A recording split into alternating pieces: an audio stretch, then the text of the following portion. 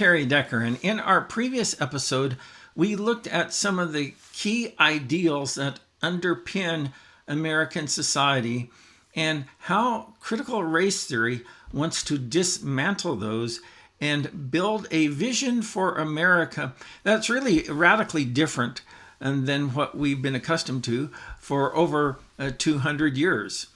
And so, in this episode, what we want to do is to look at some of the terminology that is used by critical race theorists and begin to see how that their use of those terms is really radically different from what we typically think that those terms mean.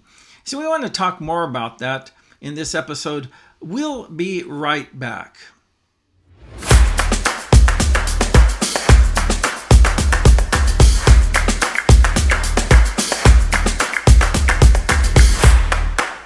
A while back, the National Museum of African American History and Culture at the Smithsonian had a page on their website. Now there's a kind of an outcry against that, and so they brought it down. I happened to be able to find that graphic before they took it down, and so we have here essentially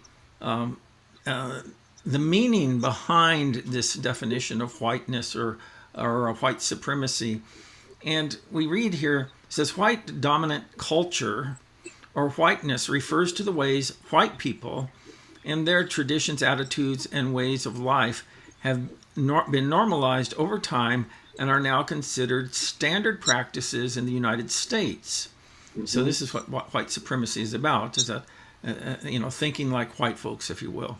And since white people still hold most of the institutional power in America, we have all internalized some aspects of white culture, including people of color. So let's look at some of the things that they consider to be white.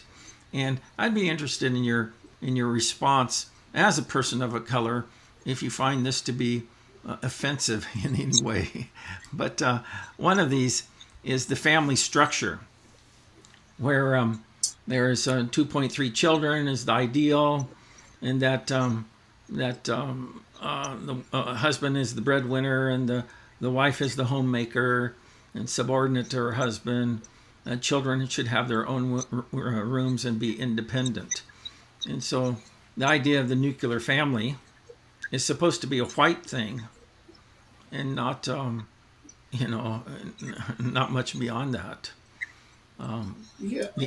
That is radically a radically strange idea. Imagine so many young people in our country, so many young black people growing up without a dad in the house, single family, never knowing the security that comes from having a mom and dad together who care for you. Imagine the Smithsonian Institute, an institution that is supposedly for black people, the benefiting of black people, or at least whatever this organization was, pushing a pernicious idea that normalizes the dissolution and the devaluing of black families, of families total. And then making the case that this is whiteness. So security and the love of your mom and dad together is racist. I mean, think about how insane that really is. Because that's what they're arguing. Yeah. There's more insanity that we see here, the emphasis on the scientific method. So objective, rational, linear thinking, cause and effect relationships, and quantitative emphasis, that this is supposed to be a white thing. You know what's really fascinating to me is the more I've read on this topic from the critical theorists, a reasonable person would say, well, how did you form your sentences? I mean, what process did you use to put together your sentences? What process did you use to put together the graphic? Yeah.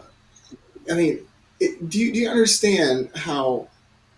And I'm going to say, up front, the reason why they took this paper down was because people said, do you realize how stupid this really is? They were Hmm. embarrassed that they actually Yeah. put it out there. It's how insane it is. And I Yeah. use the word insane not merely as a pejorative, right? Not merely to say that these people are, this is wrong. I'm saying it's insane because, to be insane is to not accept reality for what it is. And Yeah. that's exactly what they're doing, is they're not accepting reality in their attempt to gain leverage or power over Hmm. reality.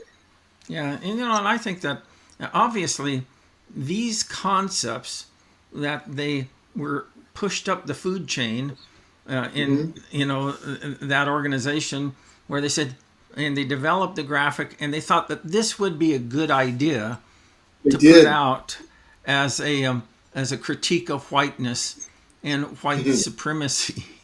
So Well, the embarrassing thing is, as you work your way through the list, all you need to do is say, okay, so if being on time is whiteness, or if mhm. having a family is whiteness, or thinking reasonably and logically is whiteness, then what is non-whiteness? Not being on time?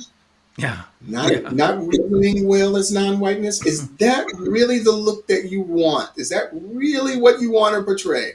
That Hmm. thinking being organized and objective about facts, that's whiteness? I mean, and its opposite is to be disorganized and to be subjective about ideas.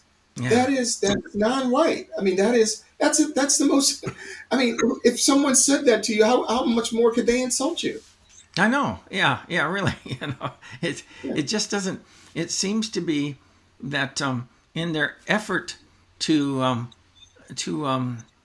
I guess pigeonhole Hmm. white culture that that in their effort to kind of like say paint the with a broad brush. This is the way that all whites are.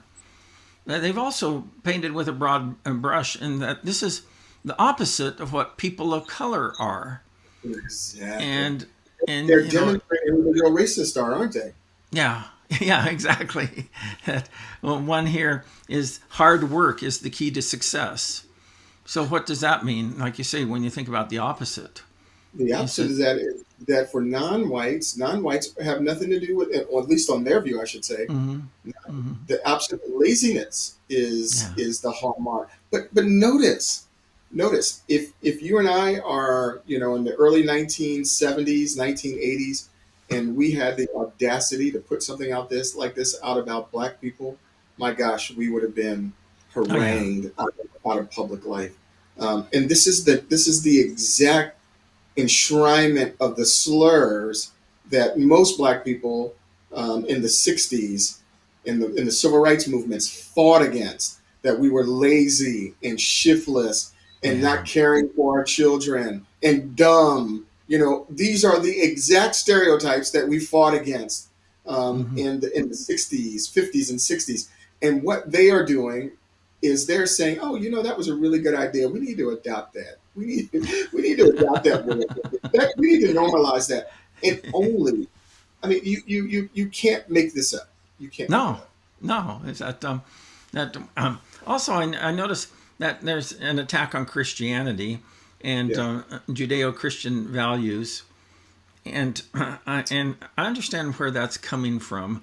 I'm not saying I agree with it. I understand where it's coming from because for many people that that the whole colonialism drive in Sure. Western civilization was married with the church and the Catholic Church and even Hmm. the British Empire and things of that nature.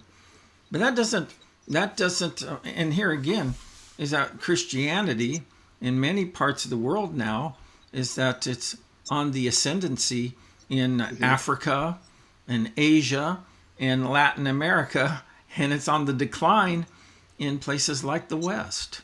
And Yeah. so to say that this is a white thing when when in our faith itself was founded within a Jewish context.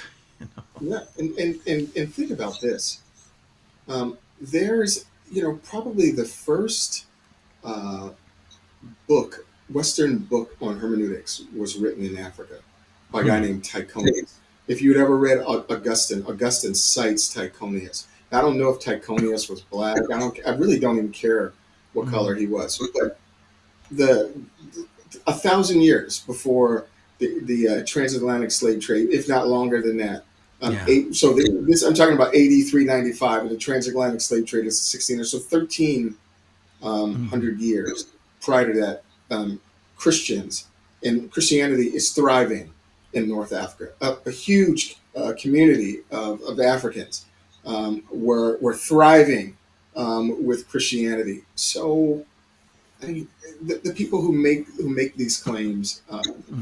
they are ahistorical in their claims. They are, uh, uh, they have a reason for Yeah. making these claims, and that Yeah. reason is, again, if you want to dislodge Western civilization, then you need to tear apart, and ultimately, I think Christianity is the goal. If I can just add this one point. Sure. Um, Sure. I've been saying Western civilization, I've been saying capitalism, but ultimately, what they want to dislodge is the one who provides all meta narratives, the chief meta narrator, and that's God. God is the ultimate target of all of their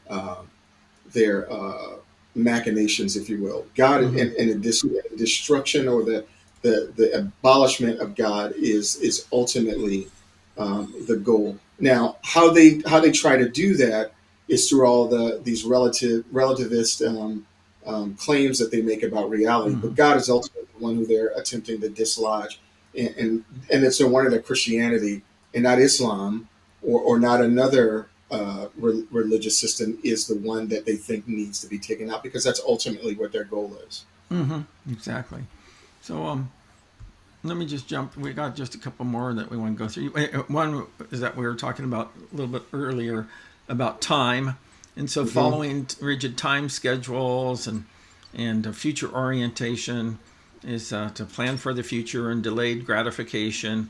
So Mm-hmm. according to the African, the National Museum of African American Culture and History, or History and Culture, is that if you plan for the future, if you delay your gratification, that if you follow a time schedule, you're acting white, Right. and you're buying into the white supremacy, and so Yeah, it is a I can say this about them. At least they're consistent. At yeah. least they're attempting to be consistent.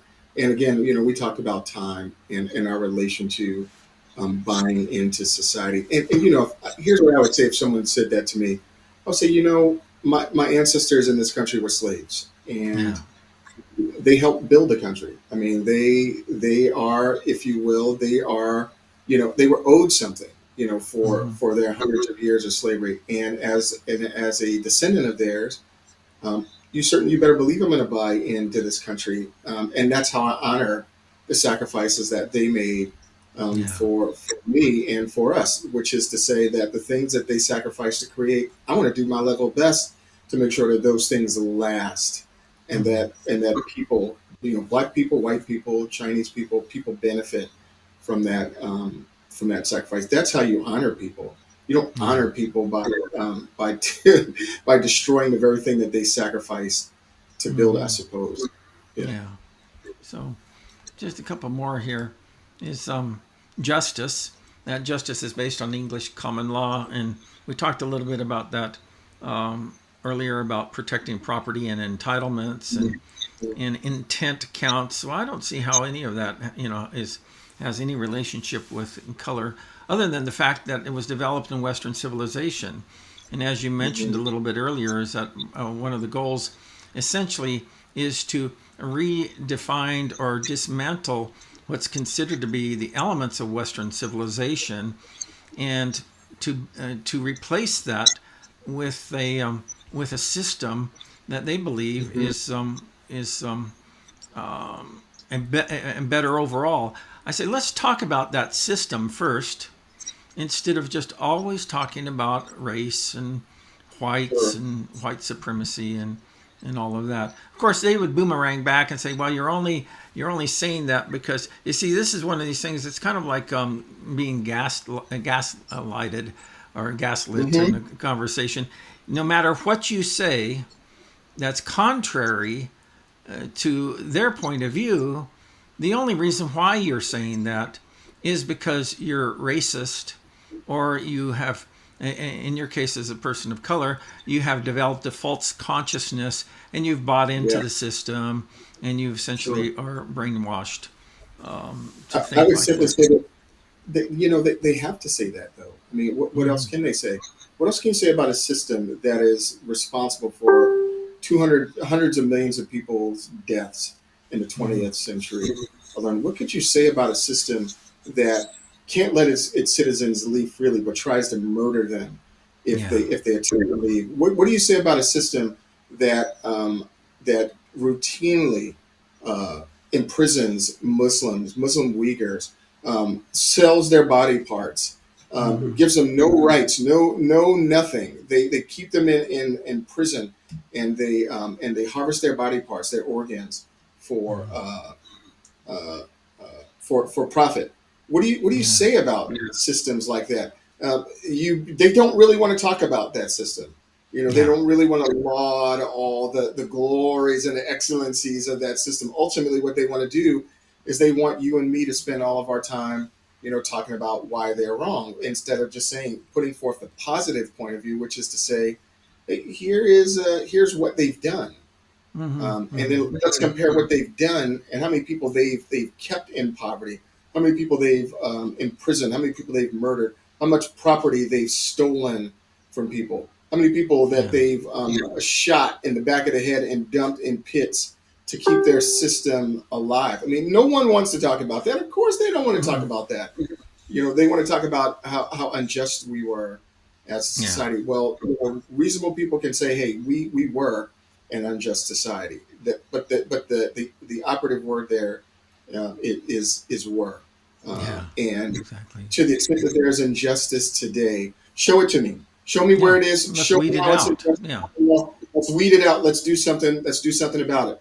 Mm-hmm. But if you can't do that, you you know then all you can do is float ridiculous ideas about the real non-whites are lazy, shiftless, uh, Mm-hmm. emotional, irrational, Yeah. diminished and destroyed, dissolute families. That's really the reality. What they really want is Chicago on steroids. What they really want is the inner cities where where their ideas have been prevalent Yeah. for 70, 80 years. That's really what they want for the entire country. If I remember watching a riot in Baltimore, I'll Mm-hmm. never forget it. And the Baltimore City Councilman comes down and he starts ranting and raving about the system and the destruction and the lawlessness and the lack of funding. And someone pointed out to him, Democrats, and I'm just not blaming Democrats here, but Democrats are the ones who've been running those cities for 70 years. And I'm not trying to say that all Democrats are evil. I'm not suggesting Yeah. that. Yeah. But Yeah. Yeah. Yeah. interestingly enough, that his city has been run by one party for 70 years. Hmm. But they keep the people so off guard about why the system or the city or the educational system is that way, because Yeah. they keep pointing at they're the boogeyman, white people, instead Mm-hmm. of pointing at people to take responsibility and accountability for themselves. And I think uh, yeah, I mean, I think that's actually what's happening here. Yeah. Is you have one group of people who are, I think, in some ways too afraid to stand up and say what's right. You have another group of people who have been bullied to into believing that white people are the source of all the problems in our country, and then you have people who think that who don't think well about justice and don't think well about accountability and Mm-hmm. responsibility, who get on that bandwagon and forward these ideas. And they think they're doing good, but really what they're doing is propagating the destruction that we already see every Yeah. day in our Yeah. movies. Yeah. Here's one more here, and then we're going to wrap up, and that's the idea of communication. that the King's English rules, written tradition, avoid conflict and intimacy. They say that this is a white thing. Don't show Yeah. emotion. Don't discuss your personal life, and be polite. I think, particularly that last one, is that so. So it's the opposite of being polite is being Hmm. rude, and being Yes. rude is a trait of people of color. you know? Yeah. Well, that's it. Is it? Think about what they're what they're suggesting. There is, being a good citizen is white, and being a bad citizen is non-white. Is Yeah. is is all that, or loving your neighbor, Mm-hmm. or forgiving people. These are the things that are wrong. Forgiving Mm-hmm. people. These are the things that are wrong. But just get a pen and paper and make a list of all the traits that they say they want.